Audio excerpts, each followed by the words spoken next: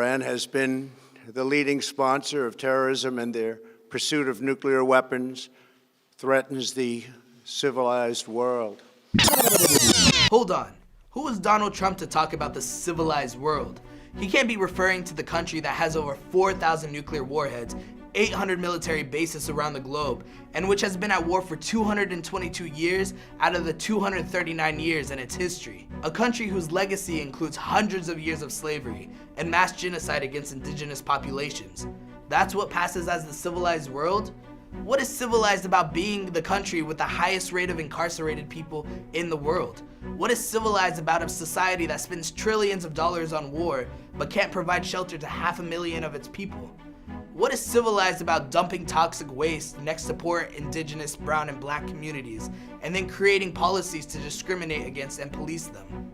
There is nothing civilized about kidnapping children from their parents, throwing them in cages, denying them medical care, and letting them die under the custody of a US governmental institution.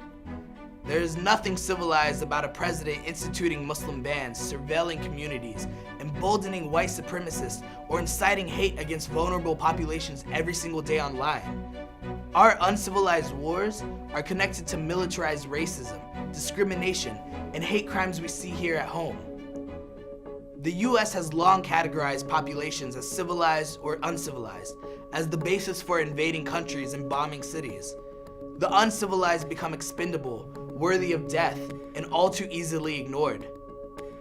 As prominent intellectual Edward Said once said, every single empire in its official discourse has said that it is not like all the others, that its circumstances are special, that it has a mission to enlighten, civilize, bring order and democracy, and that it uses force only as a last resort.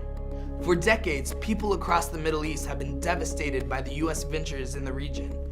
Through war, military occupations, propping up dictators, imposing sanctions, and fueling civil wars, the US has done enough damage to create economic, environmental, and mental health crises that will last generations.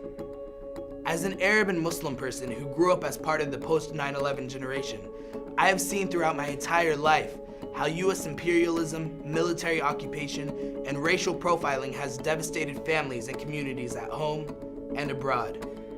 As a Palestinian who goes back and forth between the US and Palestine, I have witnessed how my family in the West Bank has been directly impacted by a decades-long military occupation, an occupation that's sustained by more than $30 billion in US taxpayer money. There is nothing civilized about depriving populations of their freedom. The World War III memes people were jokingly posting on Twitter are a reality for people across the region, from Syria to Yemen, from Palestine to Iraq, from Afghanistan and Iran to Pakistan.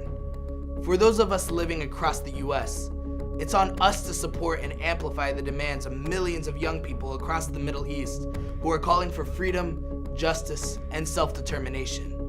It's on us to take a staunch anti-war stance and protest all forms of militarism. And it's on us to organize, go out into the streets, and demand that the United States become part of the civilized world.